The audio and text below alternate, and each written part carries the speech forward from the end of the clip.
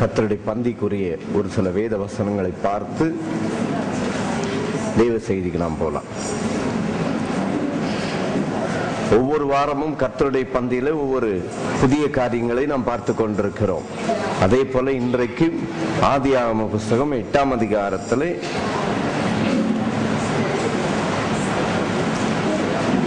20ஆம் வசனம் படிங்க. அப்பொழுது நோவா கர்த்தருக்கு ஒரு பலிபீடம் கட்டி சுத்தமான சகல மிருகங்களிலும் சுத்தமான சகல பறவைகளிலும் சிலவற்றை தெரிந்து கொண்டு அவைகளை பலிபீடத்தின் மேல் தகன பலிகளாக பலியிட்டான். படிங்க. சுகந்த வாசனை கர்த்தர் முகந்தார். ரைட். இதுல முக்கியமான கருத்து என்னன்னா, வேதத்துல யாத்திராகம புஸ்தகத்துல 12ஆம் அதிகாரத்துல கர்த்தருடைய பஸ்காவை முதலாவது கர்த்தர் ஆரம்பித்து வைத்தார். அந்த பஸ்காவிலே பங்கு பெற்றவர்கள் கோத்திரத்தில் பலவீனப்பட்டவன் ஒருவனும் இருந்ததில்லை என்று சொல்லப்பட்டிருக்கிறது. ஆனால் அந்த பஸ்காவுக்கு முன்னாலேயே இங்கே ஒரு தகன பலி செலுத்தப்பட்டு ஆண்டவர் இயேசு வேதத்தில் நினைவு கூறப்பட்டதை குறித்து சொல்லப்பட்டிருக்கிறது. சுகந்த வாசனை கர்த்தர் முகந்து என்ன சொன்னார் தெரியுமா? இனி நான் மனுஷன் நிமித்தம் பூமியை சபிப்பதில்லை. கவனிக்கிறீங்களா? உங்க ஆண்டவர் உங்க மேல சாபம் போடுற ஆண்டவர் கிடையாது. இனி மனுஷர் நிமித்தம் நான் பூமியை என்ன செய்வதில்லை. ஏன் ஆண்டவர் உங்களை சபிப்பதில்லை? வேதம் சொல்லுகிறது, வானத்தையும் பூமியும் உண்டாக்கின தேவன். கலாத்தியர் 3ஆம் அதிகாரம் 13ஆம் வசனத்துல சொல்லப்பட்டிருக்கிறது, கிறிஸ்து நமக்காக என்ன ஆனாரு? சாபமானார். அவர் நமக்காக சாபமான பிறகு உங்களை சாபம் போடுறதுக்காக அவர் சாபமாகவில்லை. கவனிக்கிறீங்களா? எக்காரணத்தை கொண்டும் எந்த பாவத்தை கொண்டும், மறுபடி தெளிவா சொல்றேன் கேளுங்க, எந்த பாவத்தை கொண்டும் எதை குறித்தும் ஆண்டவர் மனுஷனை என்ன செய்வதில்லை, சபிப்பதில்லை என்று சொல்லி இருக்குது. அதனால ஆண்டவர் மரித்து உயிர்த்தெழுந்து பரலோகம் போயிட்டு மாறிட்டாருன்னு நினைச்சு சொல்லிட்டு இருக்காதீங்க. ஆண்டவர் ஒன்ன சபிச்சிருவாரு. ஆண்டவர் அரசியல்வாதிகள் செய்கிற அக்கிரமத்தை நிமித்தம் ஆண்டவர் சென்னையை சபிப்பாரு, ஆண்டவர் தமிழ்நாட்டை சபிப்பாரு, அமெரிக்காவை சபிப்பாரு. இதெல்லாம் பொய். வேதவசனம் தெரியாத சுவிசேஷ பிரசங்கியார் சுவிசேஷத்தை பிரசங்கம் பண்ணிட்டு போக வேண்டியது தானே. சுவிசேஷம் பிரசங்கம் பண்றவங்க தீர்க்க தரிசனம் சொல்றேன்னுட்டு ஆண்டவர் ஒன்ன சபிப்பாரு, அவனை சபிப்பாரு, லொட்ட சபிப்பாரு, லொசுக்க சபிப்பாருன்னு சொல்லிட்டு தெரியுறான். விளங்குதா? ஆண்டவர் எந்த மனுஷனையும் என்ன செய்யறது இல்ல, சபிக்கிறது கிடையாது. ஏன் சபிக்கிறது இல்ல? இல்ல, ஏன் சபிக்கிறது இல்ல? டக்குன்னு சொல்ல வேண்டாமா? இயேசு சாபமானார். இயேசு சாபமானது நிமித்தம் இன்னும் மனுஷனை ஆண்டவர் என்ன செய்யறது கிடையாது, சபிக்கிறது கிடையாது. உங்க சார்பா என் சார்பா நம்ம பாவத்துக்கு சாபத்தை பெற்றுக்கொள்ள வேண்டியது யாரு? நம்ம தான் சாபத்தை பெற்றுக்கொள்ளணும். ஆனா அதுக்கு பதில் நம்ம சார்பா நம்ம பெற்றுக்கொள்ள வேண்டிய எல்லா சாபத்தையும் பெற்றுக்கொண்டது யார்? ஆண்டவர் இயேசு நம்முடைய சாபத்தை பெற்றுக்கொண்டு நம்மை எல்லா சாபத்திற்கும் நம்ம என்ன செய்து விட்டார்? நீங்களாக்கிட்டாரு. அதனால ஆண்டவர் சாபத்தை கொண்டு வர்றாரு. ஆண்டவர் சபையை சுத்திகரிக்கிறாரு. ஆண்டவர் சபையை சுத்திகரிச்சு ஆண்டவர் சபையில் இருக்கிற எல்லா பாஸ்டர்களையும் கொல்ல போறாருன்னு சொல்லி தீர்க்கதரிசனம் சொல்றானுங்க புத்திசாலிகள். ஆண்டவர் எந்த மனுஷன் மேலையும் சாபத்தையும் போடுறது இல்ல. எந்த மனுஷனையும் ஆண்டவர் என்ன செய்யறது கிடையாது, அழிக்கிறது கிடையாது. ஏன் அழிக்கிறது இல்ல? அதுக்குதான் போட்டிருக்கு 8:21. சுகந்த வாசனை கர்த்தர் என்ன செய்தார்? முகந்தார். எந்த சுகந்த வாசனை முகந்தார்? நோவா பலியிட்ட சுகந்த வாசனையை மட்டும் இல்ல, கல்வாரி சிலுவையிலே இயேசு கிறிஸ்து பலியான அந்த சுகந்த வாசனை கர்த்தர் என்ன செய்தார்? முகந்தார் என்று எபேசியர் புஸ்தகத்துல 5ஆம் அதிகாரத்துல போட்டிருக்கு. படிங்க. கிறிஸ்து நமக்காக தம்மை தேவனுக்கு சுகந்த வாசனையான காணிக்கையாகவும் கிறிஸ்து நமக்காக தேவனுக்கு சுகந்த வாசனையான காணிக்கையாக பலியாக ஒப்பு கொடுத்து, நீங்க உங்களை ஒப்பு கொடுக்க மாட்டீங்கன்னு தெரிஞ்சு அவர் சுகந்த வாசனையாக தம்மை தாமே ஒப்பு கொடுத்தார் என்று சொல்லப்பட்டிருக்கிறது. அவர் தம்மை தாமே ஒப்பு கொடுத்தது நிமித்தம் இன்றைக்கு எந்த மனுஷன் மேலே சாபமும் கிடையாது. ஆண்டவர் சபையை சுத்திகரிச்சு எல்லா பாஸ்டரையும் சாகடிக்கிறாருன்னு தீர்க்க தரிசனம் சொல்றானுங்க. ரொம்ப புத்திசாலிகள். அந்த சுவிசேஷகன் சுவிசேஷத்தை பிரசங்கம் பண்ணிட்டு போக வேண்டியதானே. வேத வசனம் தெரியலன்னா என்னத்துக்கு ஆண்டவர் ஒன்ன அழிக்கிறாரு, அவன் அழிக்கிறாரு, இவன் அழிக்கிறாருன்னு சொல்லிட்டு தெரியறானுங்க. பேப்பர்ல பத்திரிகையில போட்டாலும் போடுவானுங்கன்னு நினைக்கிறேன். தெரியுமா? போன வாரம் பிரதர் மோசஸ் பாட்டு பாடுற ஒன்டே மோசஸ் மரித்து போனார். அடுத்தது அரும்பாக்கத்தில் உள்ள ஏசிஏ பாஸ்டர் ஒருத்தர் மரித்து போனார். அப்போ இந்த தீர்க்க தரிசனம் சொன்னானுங்க பாருங்க, புத்திசாலிகள். அவனுங்க பத்திரிகையில போட்டாலும் போடுவானுங்க. நான் தீர்க்க தரிசனம் சொன்னேன், ஒன்டே மோசஸ சாகடிச்சிட்டேன்னு சொல்லி போட்டா சூப்பரா இருக்கும்னு நினைக்கிறேன். நான் பத்திரிகையில போட்டேன், என்னது ஊழியக்கார் செத்து போவாங்கன்னு.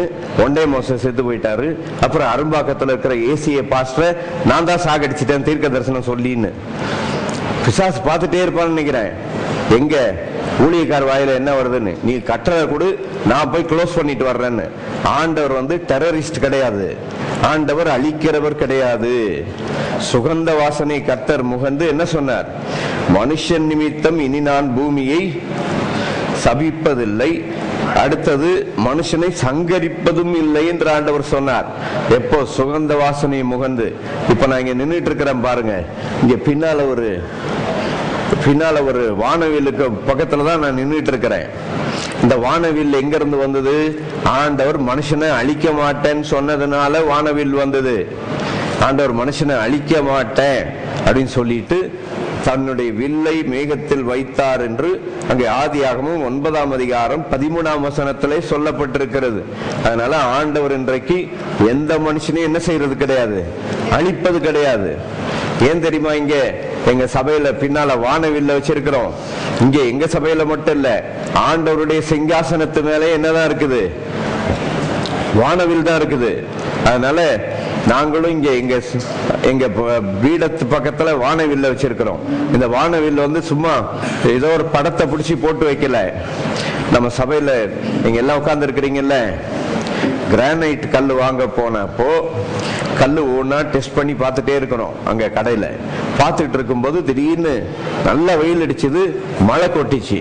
திரும்பி பார்த்தா அங்க சூப்பரா ஒரு வானவில் தெரிஞ்சுது. அந்த வானவில்ல உடனே ஐபோன் வச்சு படம் எடுத்தோம். அந்த ஒரிஜினல் வானவில்ல தான் இங்க போட்டு வச்சிருக்கிறோம். இது நாங்களா டெவலப் பண்ணி போட்ட வானவில் கிடையாது. தேவாதி தேவன் உண்டாக்கின அந்த வானவில்ல இங்க போட்டு வச்சிருக்கிறோம். இந்த வானவில் எதை குறிக்கிறது? ஆண்டவர் மனுஷனை என்ன செய்வதில்லை, சபிப்பதும் இல்லை, அழிக்கிறதும் கிடையாது. ஆண்டவர் மனுஷன் என்ன செய்யறது கிடையாது, சபிக்கிறதும் இல்லை, அழிக்கிறதும் கிடையாது. அதனால சுகந்த வாசனை கர்த்தர் முகந்தார். அந்த சுகந்த வாசனை கர்த்தருடைய நினைவாக அந்த உடன்படிக்கையை நினைவு கூர்ந்து நாம் கர்த்தருடைய பந்தியில நாம் பங்கு பெற போகிறோம். நமக்காக நொறுக்கப்பட்ட, நமக்காக மரித்த ஆண்டவர் இயேசு கிறிஸ்து, நமக்காக மரித்து உயிர்த்தெழுந்த ஆண்டவர் இயேசுவை நினைத்து நாம் இந்த பந்தியில பங்கு பெற போகிறோம். நான் உங்களுக்கு ஒப்புவித்ததை கர்த்தரிடத்தில் பெற்றுக்கொண்டேன். இயேசு தாம் காட்டி கொடுக்கப்பட்ட அன்று ராத்திரி ஸ்தோத்திரம் பண்ணி அப்பத்தை பிட்டு, நீங்கள் வாங்கி புசியுங்கள், இது உங்களுக்காக பிற்கப்படுகிற என்னுடைய சரீரமாய் இருக்கிறது என்றார். ஆண்டவரே, எங்களுக்காக பிற்கப்பட்ட உம்முடைய விலையேற பெற்ற சரீரத்திற்காய் ஸ்தோத்திரம் செலுத்துகிறோம். எல்லாரும் ஆண்டவர் இயேசுவுக்கு நன்றி சொல்லி கர்த்தருடைய சரீரத்தை பெற்றுக்கொள்ளுங்கள். Thank you, glory to God. ஆண்டவரே, உம்முடைய விலையேற பெற்ற சரீரத்திற்காய் நன்றி. நம்ம எல்லாரும் கர்த்தருடைய சரீரத்தை புசிக்கலாம். Thank you, glory to God. அவர்கள் போஜனம் பண்ணின பின்பு அந்தபடியே பாத்திரத்தை எடுத்து, இது உங்களுக்காக சிந்தப்படுகிற என்னுடைய இரத்தத்தினால் ஆகிய புதிய உடன்படிக்கையாய் இருக்கிறது என்றார். ஆண்டவரே, எங்களுக்காக சிந்தப்பட்ட உம்முடைய விலையேற பெற்ற இரத்தத்திற்காய் உமக்கு ஸ்தோத்திரம் செலுத்துகிறோம். கர்த்தருடைய இரத்தத்தை நம்ம எல்லாரும் பெற்றுக்கொள்ளலாம். Lord Jesus, நம்ம எல்லாரும் கர்த்தருடைய இரத்தத்தை பானம் பண்ணலாம்.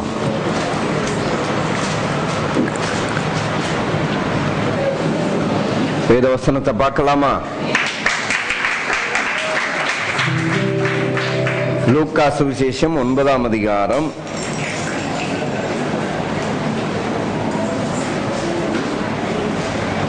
53ஆம் வசனம்.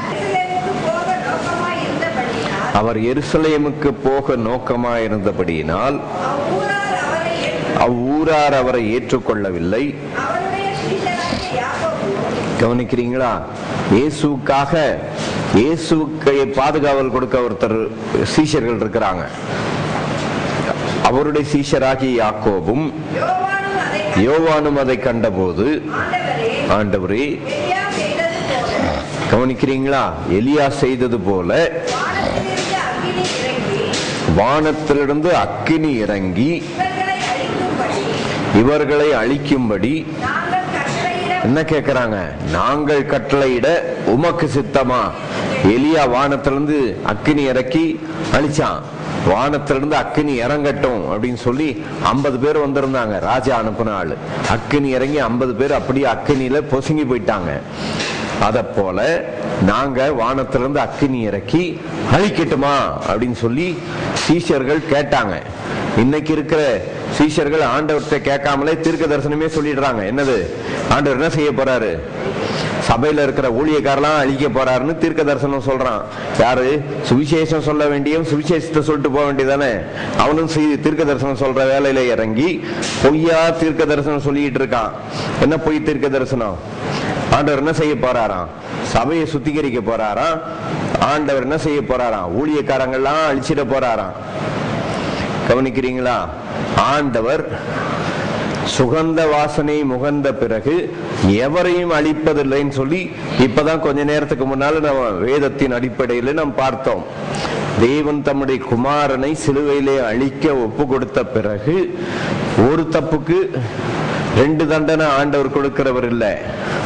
நம்ம செஞ்ச பாவத்துக்கு இயேசுவையும் தண்டித்து நம்மையும் தண்டித்தார்னா அவர் நியாயமானவர் கிடையாது. அவருடைய நியாயம் என்ன தெரியுமா?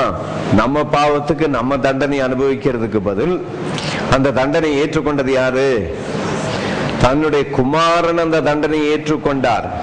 சீஷர்கள் கேட்கிறாங்க, இவர் எருசலேமுக்கு போறதுக்கு எருசலேம் பக்கமா போயிட்டு இருக்கிறதுனால போற வழியில சமாரியா ஊர்ல இயேசுவை ஏத்துக்கல. அப்போ யாக்கோபும் யோவானும் கேட்கிறாங்க, ஆண்டவரே, எலியா வானத்திலிருந்து அக்கினி இறக்கி அழிச்சாம் பாருங்க, அத மாதிரி உங்களை சேர்க்கல பாருங்க, இவங்களை அப்படியே பொசுக்கிடலாமா, அக்கினி இறக்கிடலாமா அப்படின்னு சொல்லி கேட்டாங்க.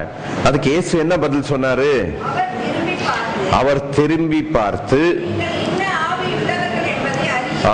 கவனிங்க, அழிக்கிறதுக்காக தீர்க்க தரிசனம் சொல்ற நண்பரே, பிரசங்கியாரே, கவனி, நல்லா கவனி. இயேசு என்ன சொன்னாரு?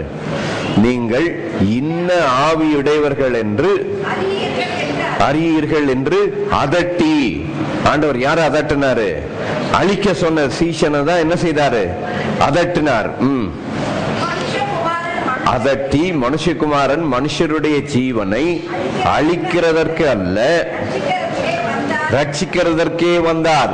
எல்லாரும் சொல்லுங்க, இயேசு எதுக்காக வந்தார்? அழிக்க வந்தாருன்னா தெரு தெருவா போய் சொல்லலாம், ஆண்டவர் இயேசு அழிக்க வந்தாரு, உன்னை அழிச்சிருவாரு, சர்ச்சைக்கு வா, சர்ச்சைக்கு வா, ஆண்டவர் இயேசு உன்னை என்ன செஞ்சிருவாரு? அழிச்சிருவாருன்னு சொல்லி பிரசங்கம் பண்ண வேண்டியது தானே. என்ன பிரதர் கிறிஸ்டோபர், சர்ச்சுக்குள்ள வா, ஆண்டவர் இயேசு உன்னை அழிச்சிருவாருன்னு சொல்லி கூப்பிட்டா யாராவது வருவாங்களா? சுவிசேஷம் என்னது? இயேசுவை உள்ளத்துல ஏத்துக்கோ. ஆண்டவர் இயேசு உள்ளத்துல வந்துட்டாருன்னா நீ பரலோகம் போவ. ஆண்டவர் இயேசுவை ஏத்துக்கொள்ளாவிட்டால் நீ எங்க போவ? நரகம் போவ. அதுதான் சுவிசேஷம், எளிய சுவிசேஷம். இயேசுவை ஏற்றுக்கொண்டால் என்ன உண்டு? நித்திய ஜீவன் உண்டு. இயேசுவை ஏற்றுக்கொள்ளாதவனுக்கு என்ன கிடையாது? நித்திய ஜீவன், பரலோக பாக்கியம் கிடையாது. எளிய வசனத்தை மட்டும் பிடிச்சுக்கிடுங்க. நிறைய குதர்க்கமான வசனத்துக்கெல்லாம் போகாதீங்க. எளிய வசனம் என்ன வசனம்? தேவன் தம்முடைய ஒரே பேரான குமாரனை விசுவாசிக்கிறவன் எந்த கந்தசாமி, கவுந்தசாமி, முன்சாமியா இருந்தாலும் அவன் என்ன செய்ய மாட்டான்? கெட்டு நரகத்துக்கு போகாமல் நித்திய ஜீவனை அடையும்படிக்கு அவரை தந்தருளி இவ்வளவாய் உலகத்தில் என்ன செய்தார்? அன்பு கூர்ந்தார். மனுஷகுமாரன் ஜீவனை அழிக்கிறதற்கல்ல, ஜீவனை என்ன செய்தார்? ரட்சிக்கிறதற்காகவே இந்த பூமியிலே மனுஷனாக வந்தார். ஆண்டவர் ரட்சிக்க வந்தாரா, அழிக்கிறதுக்கு வந்தாரா? ரட்சிப்புனா என்ன ரட்சிப்பு? பாவத்திலிருந்து, சாபத்திலிருந்து, நோய்களிலிருந்து, பலவீனத்திலிருந்து. அது மட்டுமல்ல, இந்த உலகத்தின் முடிவில் சீக்கிரத்தில் இயேசு வரப்போறார். அவர் வரும்போது நம்முடைய சரீரத்தை கர்த்தர் மீட்டு கொண்டு நம்முடைய சரீரத்தை என்ன செய்கிறார்? ரட்சித்துக் கொள்ளுகிறார். ஆகவே இயேசு ராஜா சீக்கிரம் வரப்போகிறார். ஆமென். எத்தனை பேர் ஆண்டவர் இயேசுவை பார்க்கிறதுக்கு ரெடியா இருக்கிறீங்க? இயேசுவை ஏற்றுக்கொண்ட எல்லாருமே அவருடைய வருகையிலே போகலாம். இயேசுவை ஏற்றுக்கொள்ளாதவர்கள் ஒருவரும் இந்த ஆண்டவர் இயேசுவின் வருகையிலே அவர் கூட போக முடியாது. ஆனால் இயேசு எப்படி மரித்து உயிர்த்தெழுந்து பரலோகம் போனாரோ அத போல நீங்க சாகர வரைக்கும் வெயிட் பண்ண வேண்டியதில்லை. நம்ம எல்லாரும் உயிரோடு இருக்கும் பொழுதே பின்பு உயிரோடு இருக்கும் நாமும், 1 தெசலோனிக்கர் 4 இருக்கு பாருங்க, பின்பு உயிரோடு இருக்கும் நாமும் கர்த்தருக்கு எதிர்கொண்டு போக மேகங்களின் மேல் அவர்களோடே கூட ஆகாயத்தில் எடுத்துக்கொள்ளப்பட்டு இவ்விதமாய் எப்பொழுதும் கர்த்தருடனே கூட இருப்போம். எத்தனை பேர் கர்த்தரோடு கூட இருக்க போறீங்க? எல்லாருமே கர்த்தரோடு கூட இருக்க போறீங்க. இயேசுவை ஏற்றுக்கொண்டு கர்த்தருடைய பந்தியில பங்கு பெற்ற எல்லாருக்கும் நித்திய ஜீவன் உண்டு. ஆண்டவர் சொன்னார், என் மாம்சத்தை புசித்து என் ரத்தத்தை பானம் பண்ணுகிறவனுக்கு எத்தனை நித்திய ஜீவன் உண்டு, நான் அவனை கடைசி நாளில் எழுப்புவேன் என்றார். அதனால என் மாம்சத்தை புசித்து என் ரத்தத்தை பானம் பண்ணுகிறவன் என்னிலே நிலைத்திருக்கிறான், நானும் அவனிலே என்ன செய்கிறேன்? நிலைத்திருக்கிறேன் என்று கர்த்தர் சொன்னார். கர்த்தருடைய பந்தியில பங்கு பெற்ற நாம் எல்லாரும் அவரோடு கூட நிலைத்திருக்கிறோம். அவரோடு கூட நிலைத்திருக்கிறபடியினால் நமக்கு அழிவு கிடையாது. நமக்கு என்ன கிடையாது? அழிவு கிடையாது. மனுஷகுமாரன் ஜீவனை அழிக்கிறதற்கு வரவில்லை, ஜீவனை ரட்சிக்கிறதற்கு வந்தார். உபாகம புஸ்தகத்துல 4ஆம் அதிகாரத்துல 31ஆம் வசனத்துல என்ன போட்டிருக்கு? உன் தேவனாகிய கர்த்தர் இரக்கமுள்ள தேவனாய் இருக்கிறபடியால் அவர் உன்னை கைவிடவும் மாட்டார், உன்னை என்ன செய்ய மாட்டார்? அழிக்கவும் மாட்டார்னு போட்டிருக்குது. ஆண்டவர் உங்களை அழிக்கிறதுக்காக உண்டாக்கல. எங்க ஆண்டவர் உங்களை என்ன செய்யல? அழிக்கிறதுக்காக உண்டாக்கல. உங்களுக்கு எனக்கு ஆண்டவர் எதுக்காக உண்டாக்கினார்? ஜீவனை கொடுக்க. அது எந்த ஜீவன்? நித்திய ஜீவன் கொடுப்பதற்கு, பரலோக பாக்கியம் கொடுப்பதற்காக ஆண்டவர் நம்ம என்ன செய்தார்? உண்டாக்கினார். மனுஷகுமாரன் மனுஷனுடைய ஜீவனை அழிக்கிறதற்கல்ல, ரட்சிக்கிறதற்கே வந்தார். சரி, வாசிங்க இப்ப ரோமர் 5:9 படிங்க. இப்படி நாம் அவருடைய ரத்தத்தினாலே நீதிமான்கள் ஆக்கப்பட்டிருக்கிறபடியால் கோபாக்கினைக்கு நீங்களாக, மறுபடி சொல்றேன், கோபாக்கினைக்கு நீங்களாக. எங்க என்னுடைய செய்தியை கவனிச்சீங்கன்னா, நான் சொல்ற வசனத்தை சும்மா காது கொடுத்து மட்டும் கேட்காதீங்க, வேதத்தையும் திறந்து என்ன செய்யுங்க. டிவியில பாக்கிறவங்களும் சரி, யூடியூப்ல பாக்கிறவங்களும் சரி, வேத வசனத்தை கொஞ்சம் பைபிள்ல திறந்து படிச்சீங்கன்னா உங்க மைண்ட்ல நிக்கும். இல்லைன்னா நீங்க ஏற்கனவே கேட்ட பழைய காரியங்கள் தான் உங்க மனசுல நிக்கும். பழைய காரியங்கள் என்ன? ஆண்டவர் உன்னை அடிப்பாரு, ஆண்டவர் உன்னை உதைப்பாரு, ஆண்டவர் உன்னை நரகத்துல தள்ளிடுவாரு. If you don't live right, you will be left behind. அதெல்லாம் போய் you are already right with God. இயேசுவை ஏற்றுக்கொண்ட உடனே என்ன நடக்குது? The gospel reveals the righteousness of God. The gospel do not reveal the sinfulness of man. ரோமர் 1:17 என்ன போட்டிருக்கு? சுவிசேஷம் என்பது தேவனுடைய நீதியை வெளிப்படுத்துகிறது. The gospel reveals the righteousness of God. னா அர்த்தம் என்னது? The gospel reveals the right standing before God. சுவிசேஷம் என்றாலே பிதா முன்பாக நிற்கிற தகுதியே, பாக்கியத்தை இலவசமாக ஈவாக இயேசுவை ஏற்றுக்கொண்டபடியினால் பெற்றுக்கொண்டோம். பிதா முன்பாக நிக்கிற தகுதியே ஜெபத்தினாலும் உபவாசத்தினாலும் தேட வேண்டிய அவசியம் இல்லை. பிதா முன்பாக நிக்கிற தகுதி, righteousness of God, right standing before God, பிதா முன்பாக நிற்கிற அந்த தகுதியே சுவிசேஷத்தினால், the gospel reveals the righteousness of God, சுவிசேஷம் அந்த தேவனுடைய நீதியை வெளிப்படுத்துகிறது என்று ரோமர் 1ஆம் அதிகாரம் 17ஆம் வசனத்திலே சொல்லப்பட்டிருக்கிறது. தேவ நீதியை வெளிப்படுத்தி உங்களை என்னை பிதா முன்பாக நிக்க வச்சிட்டாரு. ரோமர் கொலோசியர் 1:12-13 போட்டிருக்குது. இருளின் அதிகாரத்திலிருந்து நம்மை விடுதலையாக்கி தமது அன்பின் குமாரனுடைய ராஜ்யத்திற்கு நம்ம என்ன செய்து விட்டார்? உட்படுத்தி விட்டார். இயேசுவை ஏற்றுக்கொண்ட உடனே நீங்க என்ன நடக்குது? இருளின் அதிகாரத்தில் நம்ம என்ன செய்யப்படுகிறோம்? விடுதலையாக்கப்படுகிறோம். விடுதலையாக்கப்பட்டு எங்க போயிடுறோம்? அன்பின் குமாரனுடைய ராஜ்யத்திற்குள்ளாக போயிடுறோம். இயேசுவை ஏற்றுக்கொண்ட உடனே, இங்க வாங்க ஒரு உதாரணம் சொல்றேன். ஏற்கனவே ஒரு வாரத்துக்கு முன்னால இந்த உதாரணத்தை சொன்னேன். வாங்க இப்போ. இவர் இயேசுவை ஏற்றுக்கொண்டார். இயேசுவை ஏற்றுக்கொண்டதுக்கு முன்னால இவருடைய முடி எப்படிதான் இருந்தது? வெள்ள முடியாதான் இருந்தது. இயேசுவை ஏற்றுக்கொண்ட பிறகும் இவர் சரீரம் என்னது? அப்படிதான் இருக்குது. ஆனா ஒரு மாறுதல் நடக்குது. என்ன மாறுதல் நடக்குது? இயேசுவை ஏற்றுக்கொண்ட உடனே இவருடைய உள்ளான மனுஷன் இருக்கிறார்ல, கேப்ரியல் என்ற மனுஷன், இந்த மனுஷன் என்ன ஆயிடுறாரு? புது சிருஷ்டியாக்கப்படுகிறார். சொல்லுங்க, புது சிருஷ்டி. இயேசுவை ஏற்றுக்கொண்ட உடனே நம்ம எல்லாரும் யாரா மாறணும்? புது சிருஷ்டியாக மாற்றப்பட்டோம். அதை குறித்து கொலோசியர்ல என்ன போட்டிருக்குது? புதிதாக்கப்பட்ட புதிய மனுஷன். சொல்லுங்க, இவர் யாரு? நம்ம எல்லாருமே யாரு? புதிதாக்கப்பட்ட புதிய மனுஷனை நாம் தரித்துக் கொண்டிருக்கிறோம். பழைய மனுஷனையும் அவன் செய்கைகளையும் களைந்து விட்டு நாம் புதிதாக்கப்பட்ட இப்ப இவரை எதுக்கு நிக்க வச்சேன் கவனிங்க. பழைய மனுஷன், பழைய சரீரம், பழைய சரீரத்துல இப்ப என்ன வந்திருக்குது? புது சிருஷ்டி, புதிதாக்கப்பட்ட புதிய மனுஷன் உள்ளத்துல வந்திருக்கிறார். ஆமீன். விளங்குதா உங்களுக்கு? சரீரம் பழசுதான், ஆனா உள்ள யார் இருக்கிறா? இயேசு இருக்கிறார். ஆமீன். புது சிருஷ்டி, புதிய மனுஷன், புதிய சாயலை நாம் தரித்துக் கொண்டிருக்கிறோம். இயேசுவை ஏற்றுக்கொண்ட எல்லாருமே என்ன ஆக்கப்பட்டிருக்கிறோம்? புதிதாக்கப்பட்ட புதிய மனுஷன். ரோமர் 6 போட்டிருக்கு பாருங்க அந்த பழைய மனுஷனை பத்தி. நம்முடைய பழைய மனுஷன் அவரோடு கூட என்ன செய்யப்பட்டான்? சிலுவையில். இயேசுவோடு கூட பழைய மனுஷன் என்ன செய்யப்பட்டான்? சிலுவையில் அறையப்பட்டான். பழைய மனுஷனுக்கு நான் ஒரு கதை வச்சிருக்கிறேன். நீங்களா பழைய மனுஷனா புது மனுஷனா? ஹலோ, புது மனுஷன்லாம் ஒரு அல்லேலூயா சொல்லுங்க பார்க்கலாம். ரைட். இப்போ ஒரு கதை சொல்லி உங்களுக்கு விளக்குறேன். பழைய மனுஷன் யாரு, புது மனுஷன் யாருன்னு. ஒரு மனுஷன், கவனிக்கிறீங்களா? கதை சொல்றேன் கேளுங்க. ஒரு மனுஷன் மாடு வாங்க போனான். எங்க? மார்க்கெட்டுக்கு. பசங்களா இங்கே கவனிங்க. ஒரு மனுஷன் மார்க்கெட்டுக்கு மாடு வாங்க போனான். மாடு வாங்க போனா மார்க்கெட்ல நிறைய மாடு இருக்குது. அதுல கடைசியில ஒரு மாடு கொழு கொழு கொழு கொழுன்னு இருக்குது. எல்லா மாடும் கேட்டா ஒரு மாடு 5000, ஒரு மாடு 8000, ஒரு மாடு 10000 இப்படி சொல்றாங்க. ஆனா கடைசியில ஒரு கொளுத்த மாடு ஒண்ணு இருக்குது. அந்த மாடு எவ்வளவுன்னு கேட்டா 2000 ரூபாய். அப்போ மாடு வாங்க போனவருக்கு ஒரே சந்தேகம். என்னங்க 8000 10000 சொல்ற மாடு எல்லாம் ஒல்லியா இருக்குது, ஆனா இந்த மாடு மட்டும் நல்லா கொழுத்து போய் இருக்குது. இந்த மாடுக்கு மட்டும் எவ்வளோ 2000 ரூபான்னு சொல்றீங்க, என்னன்னு கேட்டா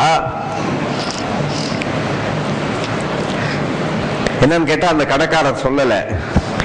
ஆனா ஒருத்தரோட ஒருத்தர் அங்க பக்கத்துல இருக்கிறவங்க பேசிக்கிட்டாங்க. என்ன பேசிக்கிட்டாங்க தெரியுமா? அது கார்பரேஷன் மாடு, அதனால அந்த மாடு எவ்வளோ 2000 ரூபாய். கார்பரேஷன் மாடுக்கு ஏன் 2000 ரூபாய்? இப்ப இருக்கிறவங்களுக்கு எல்லாம் தெரியாது. ஒரு 10 வருஷத்துக்கு முன்னால பாத்தீங்கன்னா ஒரு மாட்டு வண்டி இருக்கும்.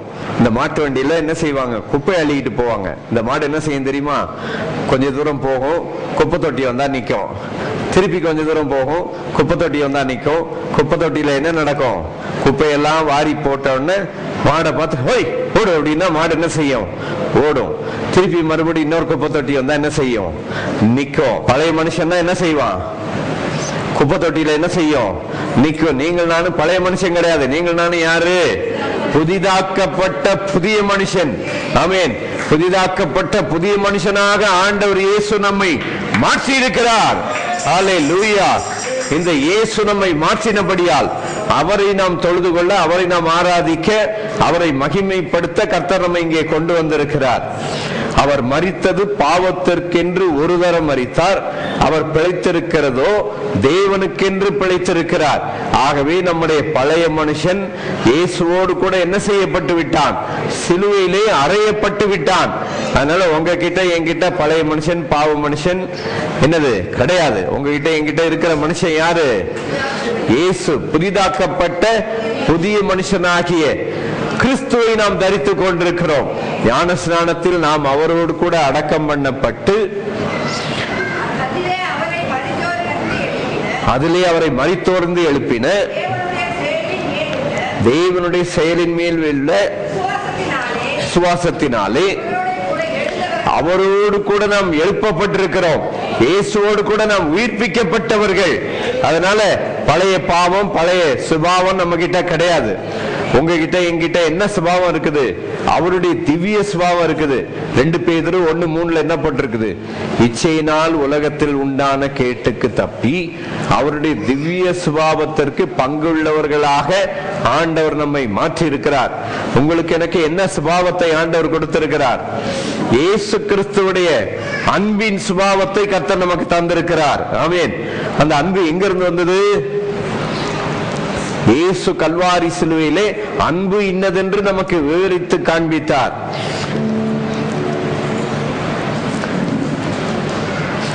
இப்ப இன்னும் ஒரு சில காரியங்களை கற்றுக்கொள்வோம். வாசிங்க 1 யோவான் 5ஆம் அதிகாரத்திலே 3ஆம் வசனம் படிங்க. நாம் தேவனுடைய கற்பனைகளை கைக்கொள்வதே அவரிடத்தில் அன்பு கூறுவதாம். கவனிக்கிறீங்களா?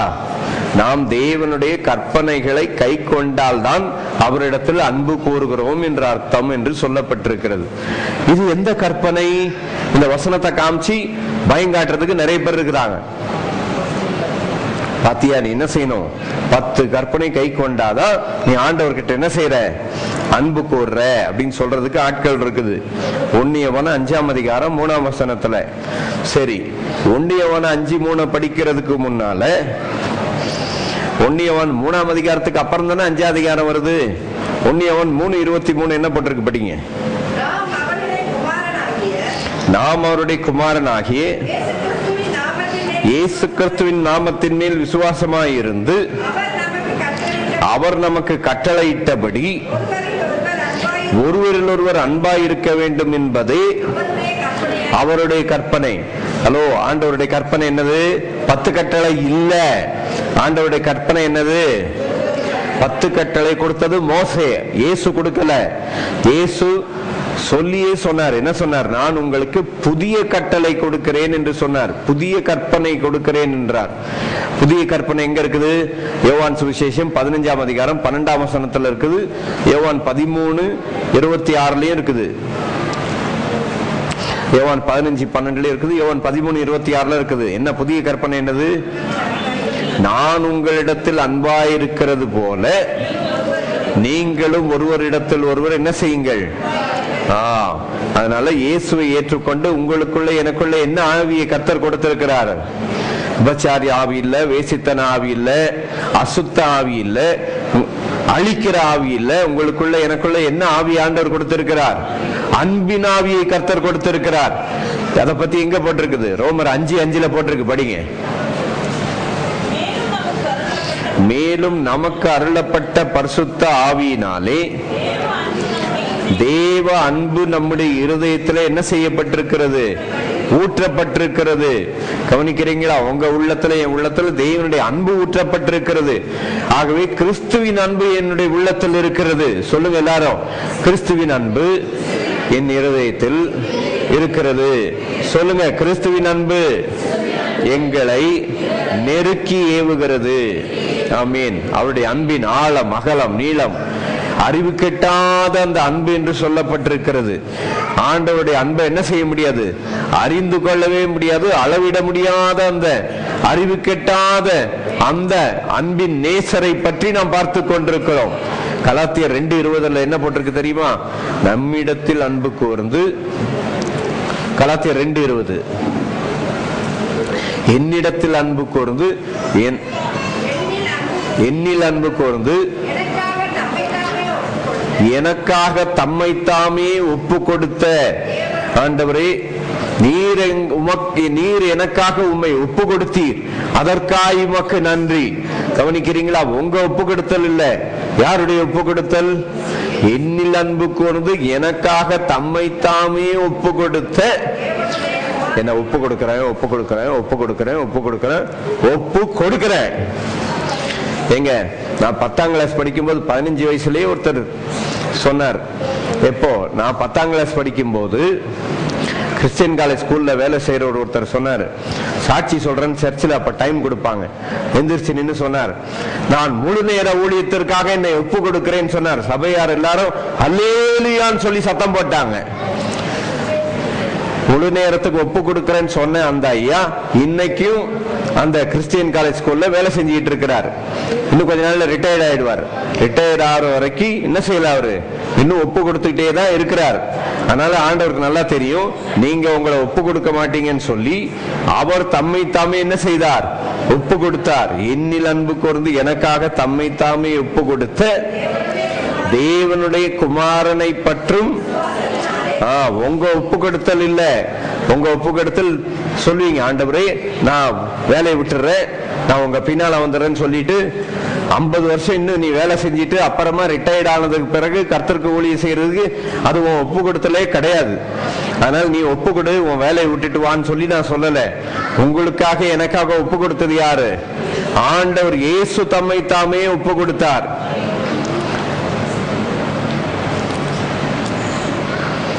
ஒரு மனுஷன் துப்பாக்கி எடுத்து சுத்திட்டு தெரிஞ்சான். எதுக்காக? இயேசுவை வணங்குறவங்க எல்லாம் சுடுறதுக்காக. இந்த மனுஷன் ஒரு நாள் திடீர்னு ஒரு தரிசனம் பார்த்தான். என்ன தரிசனம்? ஆண்டவர் இயேசுவை தரிசனம் பார்த்தான். தரிசனம் பார்த்தா இயேசுவின் கைகள்ல ஆணிகள் அறையப்பட்ட கைகளையும் கால்களையும் பார்த்துட்டு, ஆண்டவரே நான் தெரியாம உங்களுக்கு விரோதமா கிறிஸ்தவங்க எல்லாம் அழிக்கணும்னு துப்பாக்கி எடுத்துட்டேன், இனிமேல் நான் உங்களுக்காக நான் ஊழியம் செய்வேன், உங்களுக்காக நான் சாகிறேன் அப்படின்னா. எங்க இது நடந்த சம்பவம், என்கிட்ட அந்த படத்து வீடியோ இருக்குது. அவன் என்ன சொன்னான் தெரியுமா? ஆண்டவரே உங்களுக்காக நான் என்ன செய்ய போறேன், உங்களுக்காக நான் சாக போறேன்னா. அதுக்கு ஆண்டவர் இயேசு என்ன சொன்னார் தெரியுமா? நான் உனக்காக மரிச்சேன்பா, நீ எனக்காக மரிக்க வேண்டிய அவசியம் இல்ல. கவனிக்கிறீங்களா? நான் உனக்காக மரிச்சேன், அதனால நீ எனக்காக மரிக்க வேண்டிய அவசியம் இல்ல. கவனிக்கிறீங்களா? அவர் தம்மை தாமே உங்களுக்காக ஒப்பு கொடுத்ததுனால நீங்க உங்களை அறவரையா ஒப்பு கொடுத்துட்டு ஒப்பு கொடுக்கிறேன்னு சொல்லி வீணா பொய் சொல்லி ஏமாத்த வேண்டிய அவசியமே இல்லை. அப்படி ஆண்டவர் கிட்ட பொய் சொல்லி ஒப்பு கொடுக்கிறேன்னு சொன்னாதான் ஆண்டவர் ஆசீர்வதிப்பாருன்னு சொல்லிட்டு அவர்கிட்ட போய் தெரியாம ஒப்பு கொடுக்கிறேன்னு சொல்லிட்டு உங்க சொந்த வேலையை செஞ்சுட்டு இருக்காதீங்க. அதுக்கு பதில் என்ன செய்யுங்க? ஆண்டவரே உம்மை எனக்காக ஒப்பு கொடுத்தபடியால் உமக்கு ஸ்தோத்திரம், ஹல்லேலூயா. அவர் ஒப்பு கொடுத்தலை ஏற்றுக்கொள்ளுங்கள், கர்த்தர் உங்களை அளவில்லாமல் ஆசீர்வதிக்கிற தேவனாயிருக்கிறார். ஹல்லேலூயா. அவர் தம்மை தாமே ஒப்பு கொடுத்ததை பத்தி ரோமர் 8:32 ஒரு வசனம் இருக்குது பாருங்க. தம்முடைய சொந்த குமாரன் என்று பாராமல் நம் எல்லாருக்காகவும் அவரை ஒப்பு கொடுத்தவர், அவரோடு கூட மற்ற எல்லாவற்றையும் நமக்கு அருளாதிருப்பது எப்படி? நமக்காக நம் எல்லாருக்காகவும் அவரை என்ன செய்தார்? ஒப்பு கொடுத்தார். கவனிக்கிறீங்களா? இயேசு எதுவரைக்கும் ஒப்பு கொடுத்தார்? சிலுவையின் மரண பரியந்தம் நமக்காக அவர் தம்மை ஒப்பு கொடுத்தவர். ஆகவே நீங்க உங்களை ஒப்பு கொடுக்கிறீங்களோ இல்லையோ, ஆண்டவர் இயேசு என்ன செய்கிறார்? அவர் ஒப்பு கொடுத்தது நிமித்தமாக சிலுவையின் மரண பரியந்தம் தம்மை ஒப்பு கொடுத்தார் என்று சொல்லி பிலிப்பியர் புத்தகம் 2ஆம் அதிகாரத்தில் சொல்லப்பட்டிருக்கிறது. இப்படி ஆண்டவர் இயேசு தம்மை ஒப்பு கொடுத்தது நிமித்தமாக, அவர் சிலுவையின் மரண பரியந்தம் கீழ்ப்படிந்தது நிமித்தமாக கர்த்தர் நம்ம என்ன செய்கிறார்? ஆசீர்வதிக்கிறார். உங்க கீழ்ப்படிதல்னால இன்னைக்கு உங்க ஆசீர்வாதம் கிடையாது. யாருடைய கீழ்ப்படிதல்னால ஆசீர்வாதம்? இது முக்கியமான ஒரு கருத்தாச்சே, கவனிங்க. யாருடைய கீழ்ப்படிதல்னால உங்களுக்கு ஆசீர்வாதம் கிடைக்குது? வாசிங்க ரோமர் 5 ரோமர் 5:19 படிங்க. ஒரே மனுஷனுடைய கீழ்ப்படியாமையினாலே அநேகர் பாவிகளாக்கப்பட்டது போல ஒருவருடைய கீழ்ப்படிதலினாலே அநேகர் நீதிமான்கள் ஆக்கப்படுகிறார்கள். கவனிக்கிறீங்களா? ஒருத்தன் ஆதாம்னால எல்லாருமே என்ன ஆக்கப்பட்டாங்க? பாவியாக்கப்பட்டாங்க. எப்படிங்க? ஆதாம்னால எல்லாரும், நீங்க பாவம் செஞ்சதுனால நீங்க பாவியா? ஆதாம் நிமித்தமாக நீங்க பாவியா? எப்படிங்க? பிரதர் முத்துக்குமார் இப்படி வாங்க, உதாரணத்துக்கு ஓடியாங்க, சீக்கிரம் டக்குன்னு வாங்க. அவர் வயசாகி போச்சு, கால் வலிக்குதான், வரல அவர். நீங்க வாங்க.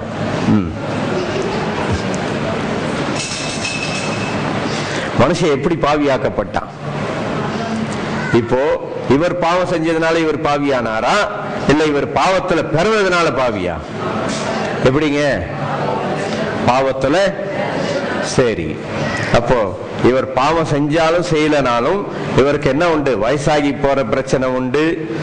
வயசாகி போகுமா இல்ல வயசுக்கு குறைஞ்சிட்டு போகுமா?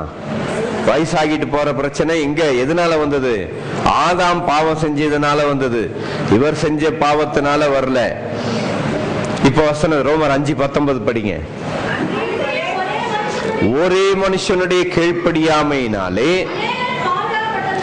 இப்ப இவர் பாவமே செய்யலனாலும் வயசாகி போற பிரச்சனை இவருக்கு உண்டு. ஏன்னா இவருடைய கீழ்ப்படியாமையினால இவருக்கு பாவத்தின் சாபம் வரல. ஆதாமுடைய பாவத்தினாலே, பாவத்துல பிறந்ததுனால அந்த பாவத்துடைய விளைவு இவருடைய சரீரத்துல என்ன செஞ்சுக்கிட்டு இருக்குது? நடந்துகிட்டு இருக்குது. ஆனா ஆண்டவர் இயேசு என்ன பண்ணாரு? ஒருவருடைய கீழ்ப்படிதலினாலே எல்லாரையும் ஆண்டவர் இயேசு என்ன ஆக்கிட்டாரு?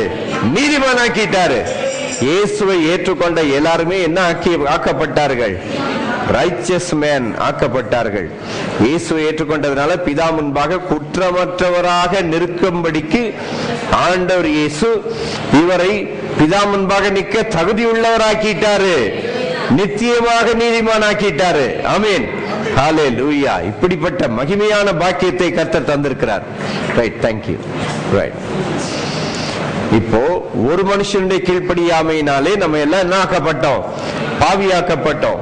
இப்ப இயேசுடைய கீழ்ப்படிதலினாலே நம்ம எல்லாம் என்ன ஆக்கப்பட்டோம்? நீதிமான் ஆக்கப்பட்டோம். ஆசீர்வாதத்துக்கு, சுதந்திரத்துக்கு, எல்லாவற்றுக்கும் நாம் தகுதியுள்ளவர்கள் ஆக்கப்பட்டோம். என்னில் அன்பு கூர்ந்து எனக்காக தம்மை தாமே ஒப்பு கொடுத்த தேவகுமாரனை பற்றும் விசுவாசத்தினாலே நான் என்ன செய்கிறேன்? பிழைத்திருக்கிறேன். இல்லையா? இப்போ 1 தீமோத்தேயு 2:6 படிங்க. தேவன் இயேசு தம்மை ஒப்பு கொடுத்தார் என்பதற்கு நிறைய வசனம் இருக்குது வேதத்துல. தீத்து 2:14 படிங்க. எல்லாரையும் மீட்கும் பொருளாக தம்மை ஒப்பு கொடுத்து, எல்லாரையும் மீட்கும் பொருளாக தம்மை தாமே ஒப்பு கொடுத்த மனுஷனாகிய கிறிஸ்து இயேசு எல்லாரையும் மீட்கும்படிக்கு தம்மை தாமே ஒப்பு கொடுத்தார். அதனால நீங்க உங்களை ஒப்பு கொடுத்து போய் சிலுவையில போய் அடிக்கப்படுறதுக்கு உங்களை ஒப்பு கொடுக்க வேண்டியது இல்லை. அதனால இயேசு என்ன செய்தார்? தம்மை தாமே ஒப்பு கொடுத்தபடியால் உங்களை நீங்கள் வருத்தப்படுத்த வேண்டிய அவசியமே இல்லை. அதனால சிலுவை சுமந்தது யாரு? இயேசு. இயேசு எதுக்காக சிலுவை சுமந்தாரு? நாம் சுமக்க வேண்டியதற்கு பதிலாக இயேசு என்ன செஞ்சாரு? சிலுவையை, நாம் சுமக்க வேண்டிய சிலுவையை இயேசு என்ன செய்தார்? சிலுவையிலே சுமந்து விட்டார். அவர் மரித்தது பாவத்திற்கென்று ஒரு தரம் மரித்தார். அவர் மரிக்கும் போது நாம் அவரோடு கூட மரித்தோம். அவர் அடக்கம் பண்ணப்பட்ட பொழுது நாம் அவரோடு கூட அடக்கம் பண்ணப்பட்டோம். அவர் உயிர்த்தெழுந்த போது நாம் என்ன செய்தோம்? அவரோடு கூட நாம் உயிர்ப்பிக்கப்பட்டிருக்கிறோம். உயிர்ப்பிக்கப்பட்ட எல்லாரும் ஆண்டவருக்கு ஒரு அல்லேலூயா சொல்லுங்க. இந்த ஆண்டவர் இயேசுவை மகிமைப்படுத்தலாமா? எல்லாரும் சேர்ந்து, எல்லாரும் சேர்ந்து ஹல்லேலூயா,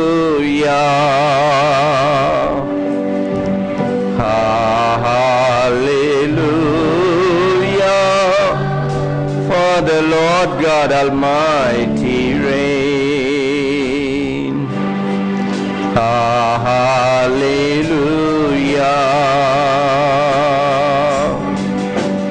hallelujah,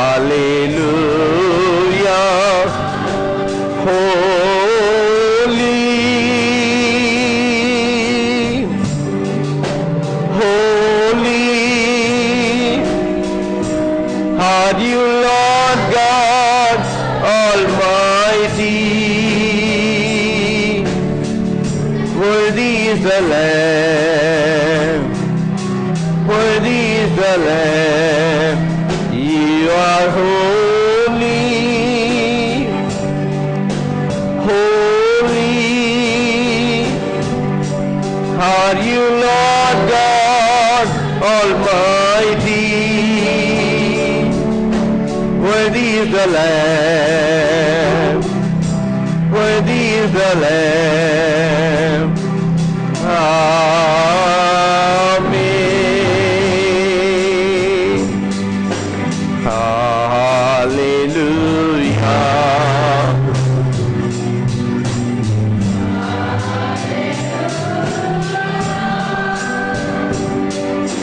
இயேசு ராஜா ஆளுகின்றார். ஹல்லேலூயா.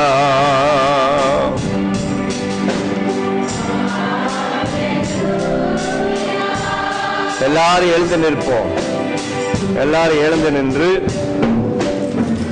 லூக்கா சுவிசேஷம் 17ஆம் அதிகாரத்தை எடுத்துக்கொள்ளுங்க. எல்லாரும் எழுந்து நின்று இப்போ உங்களுக்காக ஜெபம் பண்ண போறேன், வேற ஒண்ணும் இல்லை.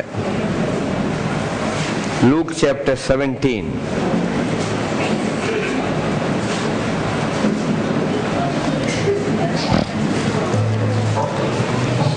எல்லாரும் ஒரு கையில வேத புத்தகத்தை வச்சுங்க, இன்னொரு கையை எடுத்து உங்க தலை மேல வச்சுக்கிடுங்க. சொல்லுங்க, என் சரீரத்தில் கிரியை செய்கிற பலவீனமே, சாபமே, இயேசு கிறிஸ்துவின் நாமத்தில் இந்த சரீரத்தை விட்டு வேரோடு பிடுங்கண்டு கடலிலே நடப்படுவாயாக. ஆமேன். விளங்குதா? என் சரீரத்திலே கிரியை செய்கிற பலவீனமே, சாபமே வேரோடு பிடுங்கி எடுக்கிறேன். இயேசுவின் நாமத்திலே கடலிலே போய் நடப்படுவாயாக. ஆமேன். ஹல்லேலூயா. இங்க இருக்கிற ஒருத்தர் மேல எந்த பலவீனமும் சாபமும் இருக்க வேண்டிய அவசியம் இல்லை. ஹல்லேலூயா. ஒவ்வொரு சரீரத்தில் இருக்கிற பலவீனத்தையும் சாபத்தையும் வேரோடு பிடுங்கி, கவனிக்கிறீங்களா? நான் கொஞ்சம் யோசித்து பார்த்தேன், கவனிக்கிறீங்களா? அடிக்கடி நம்ம சர்ச்சுக்கு எதிரில் இங்கே கிரவுண்ட் இருக்குல்ல, அட்டகாசம் பண்ணி ஸ்பீக்கர் அதை போட்டாங்கன்னா நான் யோசித்தேன், ஆனா அப்படி சொல்லலை. கவனிக்கிறீங்களா? என்ன யோசித்தேன் தெரியுமா? என் சரீரத்துல கிரியை செய்யற பலவீனமே, சாபமே வேரோடு பிடுங்கி உண்டு இந்த கிரவுண்டுக்கு போ அப்படின்னு சொன்னீங்கன்னா, அதோட எவனா கிரவுண்ட்ல வந்து விளையாடுவானா?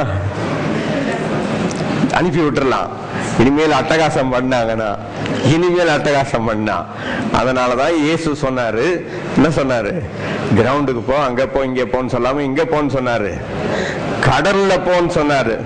இப்ப சொல்லாம மறுபடியும் என் சரீரத்தில் கிரியை செய்கிற பலவீனத்தின் ஆவியே, இயேசுவின் நாமத்திலே இந்த சரீரத்தை விட்டு புடுங்கண்டு கடலிலே போய் நடப்படுவாயாக. போ, இயேசுவின் நாமத்திலே. ரொம்ப அட்டகாசம் பண்ணாங்கன்னா சொல்லுங்க, அங்க அனுப்பிடுவோம். அப்படி அனுப்பக்கூடாதுன்னு சொல்லிதான் ஆண்டவர் தெளிவா எழுதி வச்சிட்டார். என்ன செய்? இப்ப படிங்க, லூக்கா 17:6 படிங்க. கடுகளவு விசுவாசம் உங்களுக்கு உண்டாயிருந்தால் நீங்கள் இந்த காட்டத்தி மரத்தை பார்த்து நீ வேரோடு பிடுங்கொண்டு கடலிலே நடப்படுவாயாக என்று சொல்ல, அது உங்களுக்கு என்ன செய்யும்? கீழ்ப்படியும். அப்படின்னா என்ன அர்த்தம்? எங்க இந்த காட்டத்தி மரம், கவனிச்சீங்களா? இது நிறைய பேர் இப்ப யோசித்திருக்க மாட்டீங்க, இப்ப தெரிஞ்சுக்கிடுங்க. உங்க வாழ்க்கையில எந்த உங்க கிரியையும் தேவையே இல்லை. ஆண்டவர் இயேசு அற்புதம் செய்யறதுக்கு அத்திமரம் எதை குறிக்குது? ஆதாம் ஏவாள் பாவம் செஞ்ச உடனே என்ன பண்ணாங்க? முதல்ல அத்தியலையை எடுத்தாங்க, தச்சாங்க, ஒரு ட்ரெஸ்ஸா உண்டாக்கி உடுத்திக்கிட்டாங்க. அதனால உங்க பாவத்தை அத்தியலையை தச்சு என்ன செய்ய முடியாது? உங்க சொந்த கிரியினால என்ன செய்ய முடியாது? மூட முடியாது. அதனால ஆண்டவர் என்ன சொன்னாரு? கடுகு விதையள விசுவாசத்தினால ஜெயிக்கிறதுக்கு முன்னால என்ன பண்ணு? முதல்ல அத்தி மரத்தை பிடிங்கி போடுவோம் வாழ்க்கையிலன்னு சொன்னாரு. அத்திமரம்னா நம்முடைய சொந்த கிரியை விட்டுட்டு இயேசுவை நம்பி நாம் ஏற்றுக்கொள்ளுகிறோம். ஆமீன். சரி, இப்போ வாசிங்க மத்தேயு சுவிசேஷம் 22ஆம் அதிகாரம் 32ஆம் வசனம் படிங்க.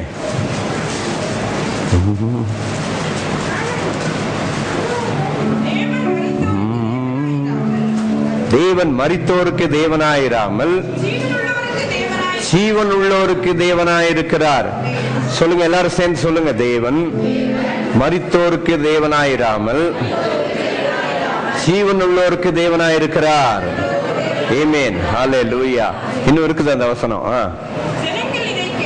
ஜனங்கள் இதை கேட்டு இல்லையே, ஆபிரகாம்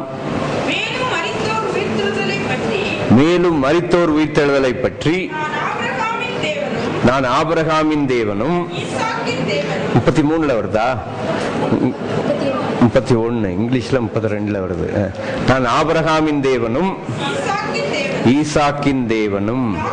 கவனிக்கிறீங்களா? ஆபிரகாம் எப்பங்க வாழ்ந்தாரு? 4000 வருஷத்துக்கு முன்னால. அப்படின்னா ஆபிரகாம் இன்னும் உயிரோட தான் இருக்கிறாரு, ஈசாக்கு உயிரோட தான் இருக்கிறாரு, யாக்கோபு இன்னும் உயிரோட தான் இருக்கிறாரு. அதனால இந்த ஆண்டவர் சொல்றார், அவரை ஏற்றுக்கொண்டவர்களுக்கு என்ன கிடையாது? அழிவே கிடையாது. ஆபிரகாமின் தேவன், ஈசாக்கின் தேவன், யாக்கோபின் தேவனாய் இருக்கிறேன் என்று கர்த்தர் சொல்றார். நம்ம ஆண்டவர் யாரு? ஆபிரகாமின் தேவன். சொல்லுங்க, யாரு? ஆபிரகாமின் தேவன். அப்படின்னா என்ன அர்த்தம்? இன்னும் ஆபிரகாம் உயிரோடு இருக்கிறாரு, நம்முடைய ஆண்டவர் என்ன செய்யறாரு? உயிரோடு தான் இருக்கிறார். ஆபிரகாமின் தேவன், ஈசாக்கின் தேவன், யாக்கோவின் தேவன் என்று சொல்லப்பட்டிருக்கிறது. சரி, அப்படி எல்லாரும் உட்கார்றீங்களா? ஒரு பாட்டு பாடலாம். 272வது பாட்டு எடுத்துக்கிடுங்க. ஆபிரகாம் தேவன், ஈசாக்கின் தேவன், யாக்கோவின் தேவனவர், என்னை அழைத்ததும் உன்னத வழியில் என்றென்றும் நடத்திடுவார். என்னை அழைத்ததும் உன்னத வழியில் என்றென்றும் நடத்திடுவார். வனம்பிரமோ வாடாதே மனமே, காடை அனுப்பிடுவார். வனம்பிரமோ வாடாதே மனமே, காடை அனுப்பிடுவார். தண்ணீர் இல்லையோ எண்ணி பரவரின் தன்மைகள் எத்தனையோ. தண்ணீர் இல்லையோ எண்ணி பரவரின் நன்மைகள் எத்தனையோ. ஆபிரகாம் தேவன், ஈசாக்கின் தேவன், யாக்கோபின் தேவன் அவர், என்னை அழைத்ததும் உன்னத வழியில் என்றென்றும் நடத்திடுவார். என்னை அழைத்ததும் உன்னத வழியில் என்றென்றும் நடத்திடுவார். சோதனை வேளையோ சோராதே மனமே, இயேசுவை சார்ந்திடுவாய்.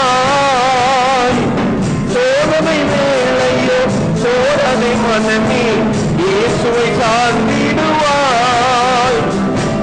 யோர்தானை கடந்து இயேசுவை பற்றிக்கொள், என்றென்றும் ஜீவிப்பார். யோர்தானை கடந்து இயேசுவை பற்றிக்கொள், என்றென்றும் ஜீவிப்பார்.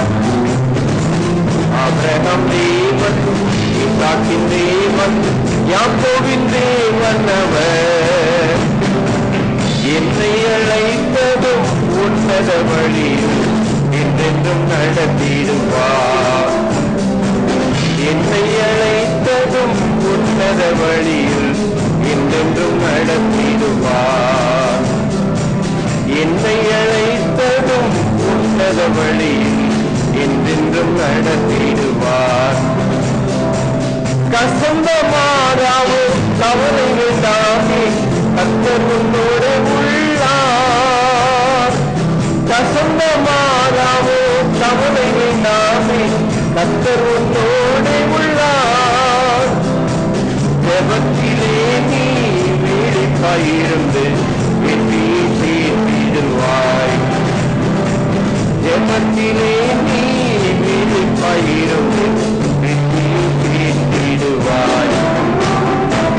ஆபிரகாம் தேவன், ஈசாக்கின் தேவன், யாக்கோபின் தேவன் அவர், என்னை அழைத்ததும் உன்னத வழியில் என்றென்றும் நடத்திடுவார். என்னை அழைத்ததும் உன்னத வழியில் என்றென்றும் நடத்திடுவார். அல்லேலூயா பாடி இயேசுவை துதித்து அனுதினம் ஜீவிப்பாயே. அல்லேலூயா பாடி இயேசுவை துதித்து அனுதினம் ஜீவிப்பாயே. அவரின் சித்தம் நித்தமும் செய்து அவளை கீழ்ப்படிவாய். அவரின் சித்தம் யுத்தம் செய்து அவளை கீழ்ப்படிவாய். ஆபிரகாம் தேவன், ஈசாக்கு தேவன், யாக்கோபின் தேவனவர். என்னை அழைத்ததும் உன்னத வழியில் என்றென்றும் நடத்திடுவார்.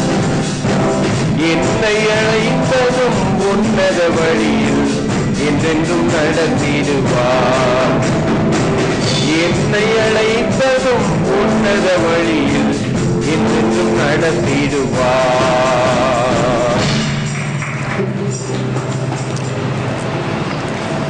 முதல் அரை மணி நேரம் இல்லை, 1 மணி நேரமே ஆயிப்போச்சு. அதனால நம்ம சபையாருக்காக இதை தெரியப்படுத்துறேன். கவனிக்கிறீங்களா? ரொம்ப சத்தம் இருக்கு கொஞ்சம். ரைட், போதும். என்கிட்ட ஒரு சின்ன வீடியோ படம் ஒன்று வந்தது இருக்கு, இப்போவும் இருக்குது. நம்ம டச் ஜீசஸ் குரூப்ல இருக்கிறவங்களுக்கு மட்டும் அதை நான் அனுப்பியிருக்கிறேன். லெபனோன்ல, கவனிக்கிறீங்களா, லெபனோன்ல ஒரு முஸ்லிம் வீட்டில் பிறந்த ஒரு பையன், பிறந்த பையனுக்கு அந்த பையனுக்கு 5 வயசுலேருந்தே சொல்லி கொடுத்துருக்குறாங்க. என்ன சொல்லி கொடுத்துருக்குறாங்க? நீ ஒரு யூதனை கொன்னீன்னா பரலோகத்தில் உனக்கு வரவேற்பு கிடைக்கும். ஒரு யூதனையோ கிறிஸ்தவனையோ கொன்று போட்டால் பரலோகத்தில் உனக்கு என்ன கிடைக்குமா? வரவேற்பு கிடைக்கும்னு சொல்லி கொடுத்துருக்குறாங்க. அதனால நீ என்ன செய்யணும்? அல்லாவுக்காக இரத்த சாட்சியா சாகணும் அப்படின்னு சொல்லி கொடுத்துருக்குறாங்க. அதனால அல்லாவுக்காக இரத்த சாட்சியா நீ செத்தாதான் உனக்கு என்ன கிடைக்கும்? பரலோகம் கிடைக்கும்னு சொல்லி இருக்கிறாங்க. சின்ன வயசுல இருந்து, பிறக்கும் போதுல இருந்தே சொல்லி கொடுக்குறாங்க, நீ இரத்த சாட்சியா செத்தினாதான் பரலோகம்னு. ஆனா நம்ம ஆண்டவர் நல்லவர். நம்ம இரத்த சாட்சியை மடிக்கிறதுக்கு பதில் அவர் இரத்த சாட்சியை அவர் மரித்தார். அவர் மரித்து நம்மை பரலோகத்திற்கு இலவசமாக சேர்க்கிறார். இப்படி சொல்லி கொடுத்திருக்கிறாங்க. இவன் வளர்ந்து பெரிய மனுஷனாகி எங்க போயிட்டான்? நேரா அமெரிக்கா போயிட்டான். அமெரிக்கா போயிட்டு அங்க எங்க கிறிஸ்தவங்க நிறைய இருக்கிறாங்களோ அங்க போய் ஒரு வீடை வாடகைக்கு எடுத்து, இப்ப எதுக்கு அங்க போயிருக்கிறான்? அங்க இருக்கிற எல்லாரையும் தன்னுடைய மதத்துக்கு மாற்றணும், எல்லாரையும் அல்லாஹ் பக்கம் மாற்றணும்னுட்டு அங்க போய் உட்கார்ந்துருக்கிறான்.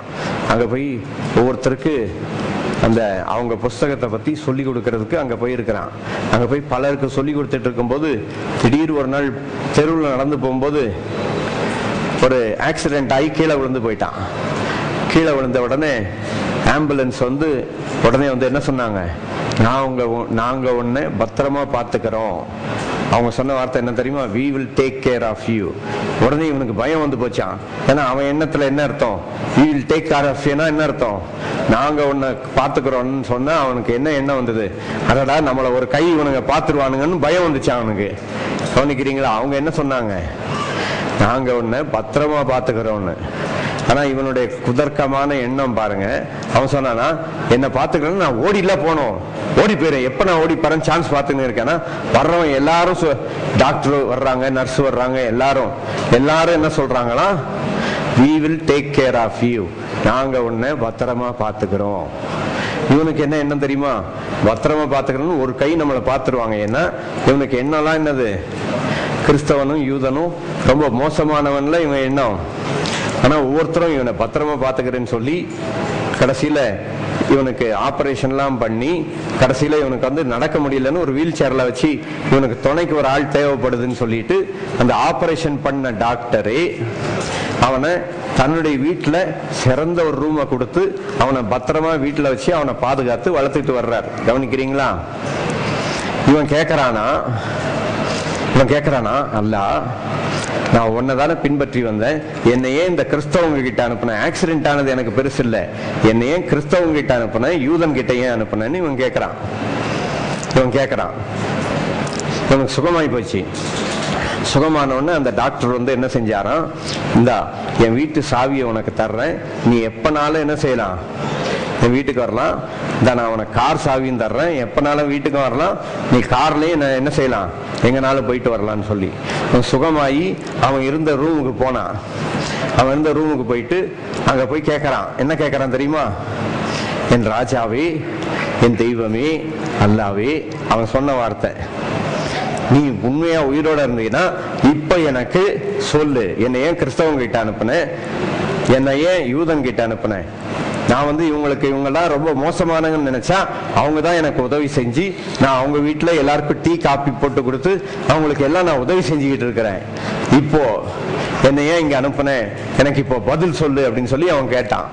பதில் வருமாங்க? பதில் வராது, வரல பதில். உடனே மறுபடி கேட்டானா? அவன் கேட்ட வார்த்தை மறுபடி என்ன கேட்டான் தெரியுமா? God of Abraham, God of Isaac, ஆபிரகாமின் தேவனே, ஈசாக்கின் தேவனே, யாக்கோபின் தேவனே, நீர் உயிரோடு இருந்தால் இப்ப எனக்கு தரிசனம் கொடுன்னு சொல்லி கேட்டிருக்கிறான். அவன் கேட்ட உடனே ஆண்டவர் தரிசனம் கொடுத்திருக்கிறார்.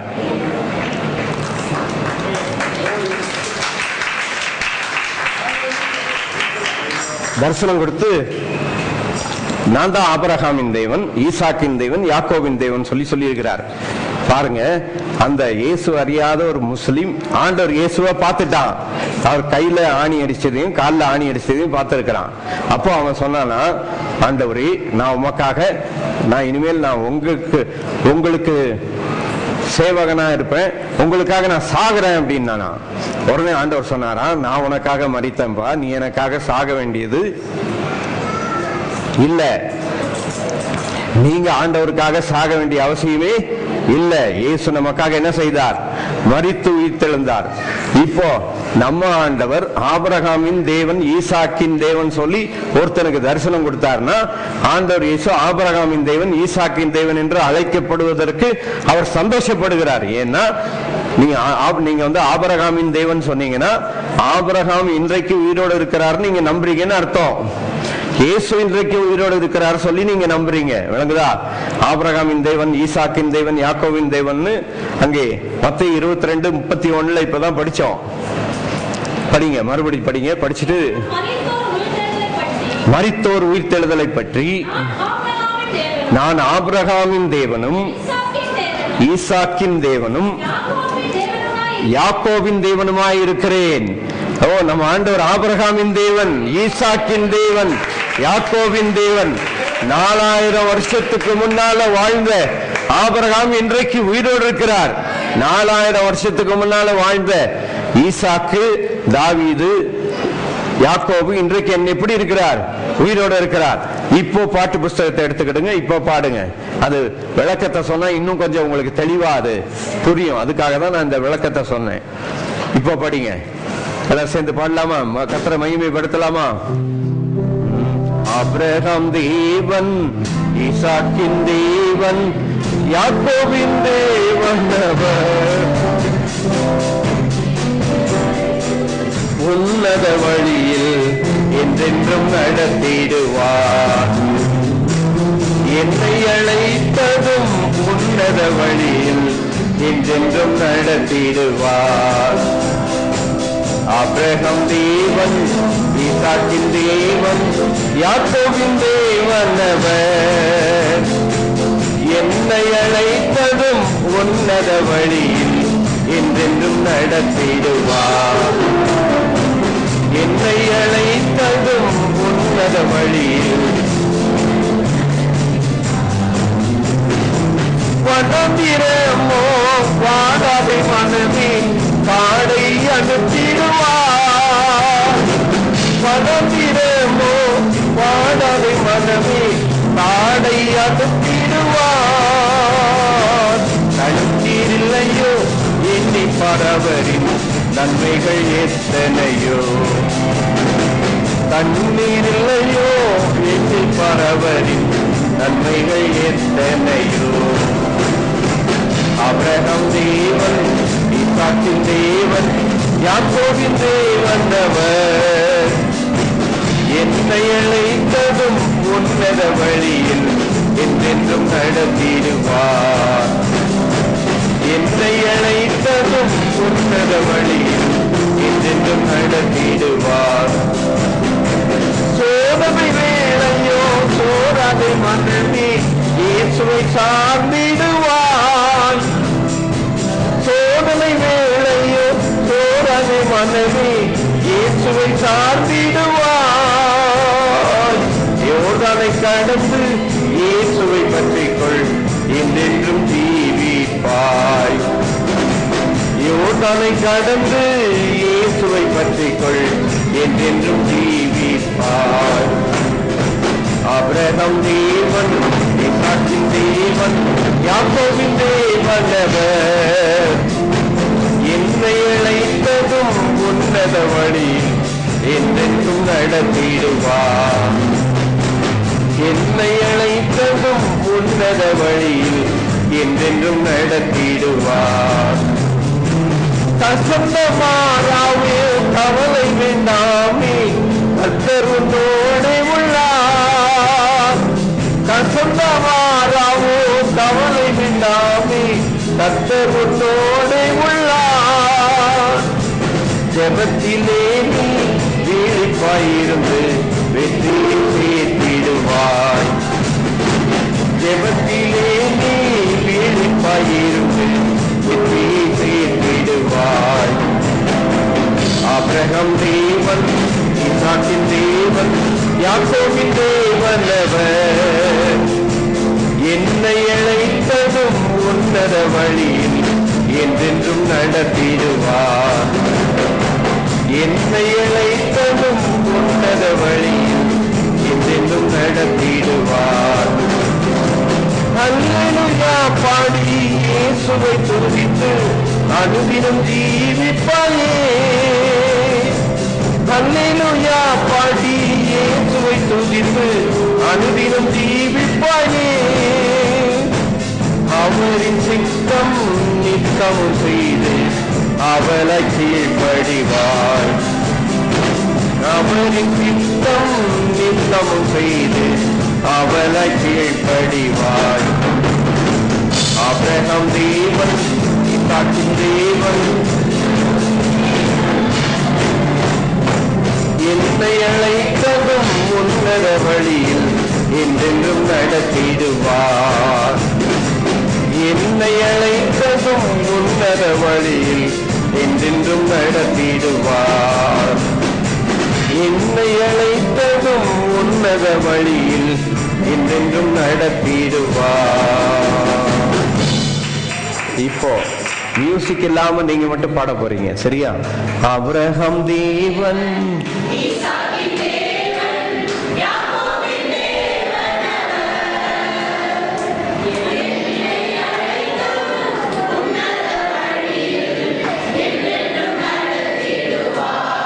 வெரி குட், எல்லாரும் கத்துக்கிட்டீங்க. ஆபிரகாம் தேவன்,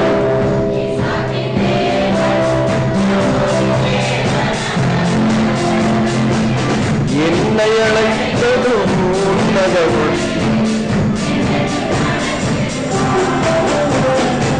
வனத்திரமோ வாடாது வந்து காடை அனுப்பிடுவார்.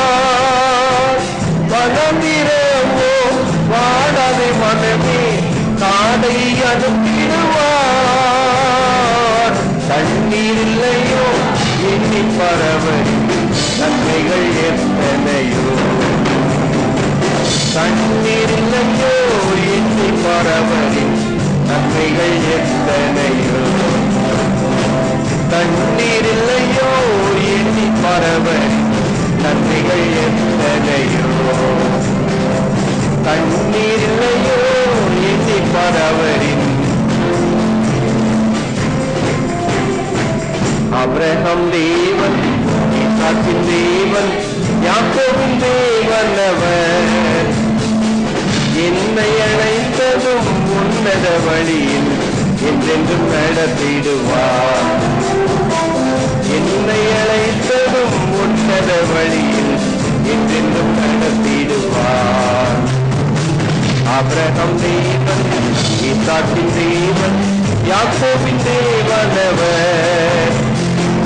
என்னை அழைத்ததும் உன்னத வழியில் என்றென்றும் நடத்திடுவார். என்னை அழைத்ததும் உன்னத வழியில் என்றென்றும் நடத்திடுவார். அல்லேலூயா பாடி இயேசுவை துதித்து அனுதினம் ஜீவிப்பாயே. அல்லேலூயா பாடி இயேசுவை துதித்து அனுதினம் ஜீவிப்பாயே. அவரின் சித்தம் நித்தம் செய்து அவளை கீழ்ப்படிவார். அவரின் சித்தம் நித்தம் செய்து அவளை கீழ்ப்படிவாய். ஆபிரகாம் தேவன், ஈசாக்கின் தேவன், யாக்கோபின் தேவன் அவர். என்னை அழைத்ததும் உன்னத வழியில் என்றும் நடத்திடுவார். என்னை அழைத்ததும் உன்னத வழியில் என்றும் நடத்திடுவார். என்னை அழைத்ததும் உன்னத வழியில், என்னை அழைத்ததும் உன்னத வழியில். ஆபிரகாமின் தேவன் உயிரோடு இருக்கிறார். ஹல்லேலூயா. ஆபிரகாமும் உயிரோடு இருக்கிறார், யாக்கோபும் உயிரோடு இருக்கிறார், ஈசாக்கும் உயிரோடு இருக்கிறார். நம்ம ஆபிரகாம் ஈசாக்கையும் யாக்கோபையும் கூப்பிடல, ஆபிரகாமின் தேவனையும் ஈசாக்கின் தேவனையும் யாக்கோபின் தேவன் உயிரோடு இருக்கிற அந்த ஆண்டவரை நாம் கூப்பிடுகிறோம். ஹல்லேலூயா. அந்த ஆண்டவர் இப்பொழுது உங்களுக்கு விடுதலை கொடுக்க போகிறார். எல்லாரும் எழுந்து நின்று ஜெபம் பண்ணுவோம். Thank you Lord. யாருக்கெல்லாம் பலவீனம் இருக்கிறதோ ஆண்டவர் இயேசு கிறிஸ்துவின் நாமத்திலே இப்பொழுது ஒவ்வொரு சரீரத்தில் கிரியை செய்கிற எல்லா பலவீனத்தின் ஆவியும் இயேசு கிறிஸ்துவின் நாமத்திலே இப்பொழுதே சபித்து அப்புறப்படுத்துகிறோம். இயேசுவின் நாமத்திலே எல்லா சாபங்களும் நீங்கி போவதாக. ஆபிரகாம் சாராளுக்கு குழந்தை பாக்கியத்தை கொடுத்த தேவன் ஆண்டவரே, யாருக்கெல்லாம் குழந்தை பாக்கியத்துக்கு எதிர்பார்த்து கொண்டிருக்கிறார்களோ எல்லா தடைகள் நீங்கி போவதாக. இந்த வாரத்திலே அவர்கள் கரு பெற்றுக் கொள்ளத்தக்கதாக இயேசு கிறிஸ்துவின் நாமத்திலே உம்முடைய ஜனத்தை நாங்கள் ஆசீர்வதிக்கிறோம் ராஜா. கர்த்தருடைய மகிமை, பரலோகத்தின் வல்லமை, ஆபிரகாமின் தேவன், ஈசாக்கின் தேவன், யாக்கோபின் தேவன் இப்பொழுதே உம்முடைய வல்லமை இறங்க பண்ணுவீராக. ஒவ்வொருவர் மீதும் இயேசு கிறிஸ்துவின் நாமத்திலே கர்த்தருடைய வல்லமை இப்பொழுதே உம்முடைய ஜனத்தின் மேல் இறங்குவதாக. ஹல்லேலூயா. கனி கொடுக்கிறவர்களாய் மாறட்டும். ஆசீர்வதிக்கிறோம். குழந்தை பாக்கியத்திற்காக எதிர்பார்த்து கொண்டிருக்கிறவர்கள் இயேசுவின் நாமத்திலே இப்பொழுதே பெற்றுக்கொள்ளுங்கள், பெற்றுக்கொள்ளுங்கள். இயேசுவின் நாமத்திலே இந்த மாதத்திலே கருதரிக்க ஆசீர்வதிக்கிறோம். Receive it in Jesus name. பெற்றுக்கொள்ளுங்கள் இயேசுவின் நாமத்தில். ஹல்லேலூயா. அந்த ஆபிரகாமின் தேவன் செய்ய போகிறபடியால் கர்த்தரை மகிமைப்படுத்தி எல்லாரும் சேர்ந்து சொல்லலாமா? ஆபிரகாம் தேவன், ஈசாக்கின் தேவன், யாக்கோபின் தேவன் அவர். என்னை அழைத்ததும் உன்னத வழியில் என்றென்றும் நடத்திடுவார். என்னை அழைத்ததும் உன்னத வழியில் என்றென்றும் நடத்திடுவார். வனத்திரமோ வாடாத மனமே காடை அனுப்பிடுவார். வனத்திரமோ வாடாத மனமே காடை அனுப்பிடுவார். கண்ணீரில்லையோ எண்ணி பரவரி நன்மைகள் எத்தனையோ. கண்ணீரில்லையோ எண்ணி பரவரி. ஆபிரகாம் தேவன், ஈசாக்கின் தேவன், யாக்கோபின் தேவன் அவர். என்னை அழைத்ததும் உன்னத வழியில் என்றென்றும் நடத்திடுவார். என்னை அழைத்ததும் உன்னத வழியில் என்றென்றும் நடத்திடுவார். அல்லேலூயா பாடி இயேசுவை துதித்து அனுதினம் ஜீவிப்பாயே. அல்லேலூயா பாடி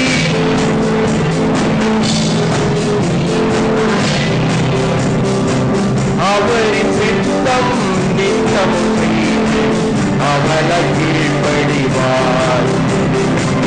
அவரின் சித்தம் நித்தம் செய்து அவளை கீழ்ப்படிவார். ஆபிரகாம் தேவன், யாக்கோபின் தேவன் அவர்.